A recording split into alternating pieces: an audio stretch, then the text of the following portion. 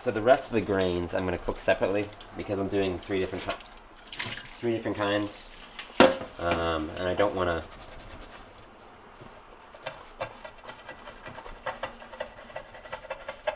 mess around with that in the soup.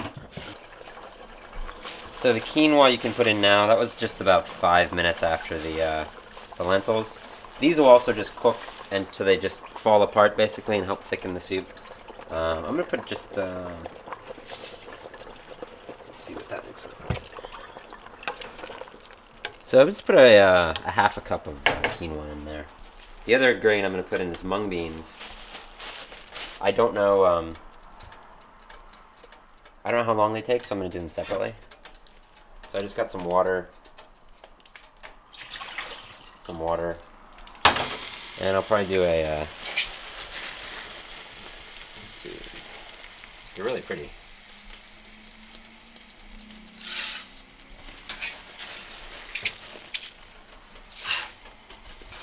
Three-fourths of a cup of these guys, and just let those cook. So if you're using any dry beans, you're gonna just cook them separately. It's easier.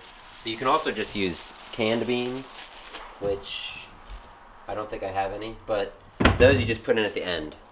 You don't even have to cook those because they're already cooked. Oh, the bay leaf. Put the bay leaf in now too. Probably just one. I don't like it too strong. We'll see how that's working. Maybe some thyme in there, or oregano. I don't know if that would be very good enough. And you know what? Leave this, depending on how much liquid you have in there. See, I've got, it's pretty soupy. A little bit too much water in there, I think. So I'm going to leave the lid off and let it reduce a little bit, because I think it's a little bit too soupy. But that's going to, once this stuff starts to break down, it'll be more thick. Your ham hocks are starting to break down nice. So before too long, I'm going to take these out and I just cut all the pork off. But the bone, I mean, that's marrow in the bone right there. And that's adding just a fantastic amount of flavor and good stuff. So you don't want to take those out. Like all that bone stuff, that's all good stuff.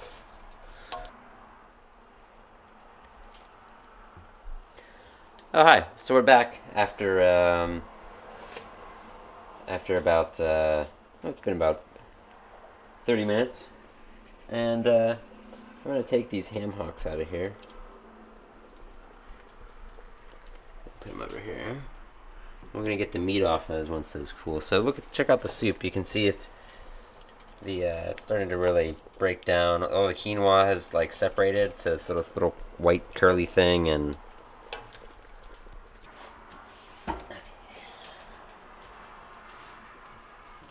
okay, so I've got the ham hocks here.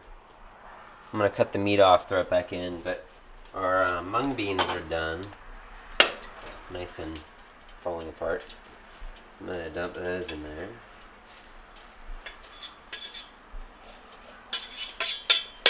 I'm going to take the tops of the celery that we had from earlier, and I'm just going to give those a rough chop and throw those in there. Just add some more celery flavor. Now the meat from the ham hocks should just basically fall right off. And just give it some rough chops. Some of the ham hocks you buy, depending on where you buy it, don't really have a lot of meat. These ones do. So that's the big ass bone. I'm sure some people eat like the skin and stuff, but I think that's gross, so I don't do it.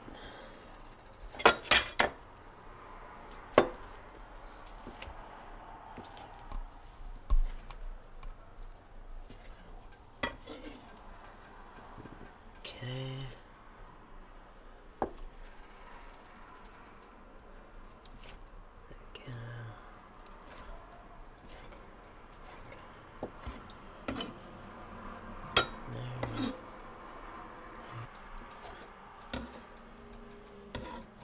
I usually don't put, there's big chunks of fat on this too. I usually don't throw those back in the soup just because it's kind of nasty to get a big hunk of slimy fat in your mouth as you're eating.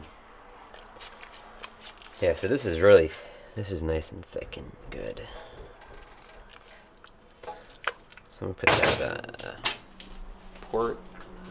So I got all the pork I cut up in bite-sized pieces. Put that in there. Give that a stir. And I have, oh, by the way, when in the interim there, I put another bay leaf in there. Because I thought it needed more. So just remember to take those out. If you can find them.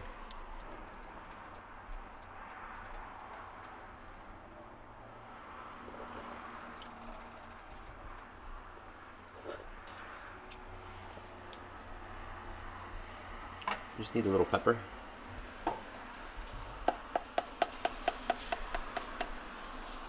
Not too much, just a couple taps.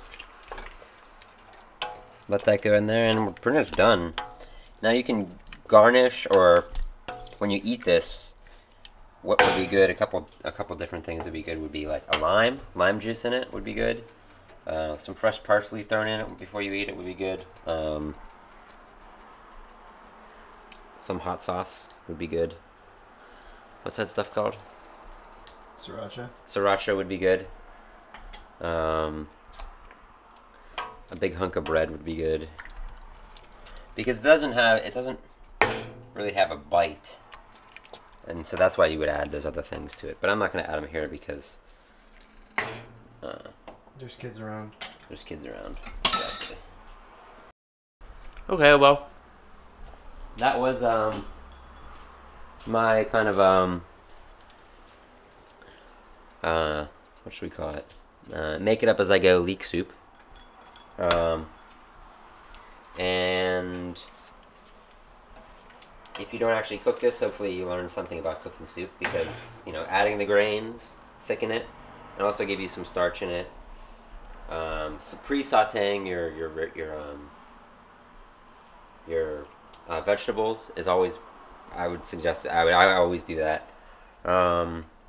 Making a broth beforehand or while you're doing it. You could also do like chicken, if you have like roast chicken ever. Throw the whole chicken carcass in there, and that'll make a nice chicken broth. But yeah, so it's like, just think of it as a basic soup rather than leek soup, because some of these, you know, you could do anything with this really. I mean, you could put just carrots, celery, potatoes, and make a soup that way too, with your meat broth or your vegetable broth. But I don't really do that. And then your starch. You could also throw rice in here before. Rice would also be really good. You can actually cook the rice separate. Don't put any starch in it, and then as you eat it, put the rice in it, which will be really, really good as well. So that's it. All right, bye.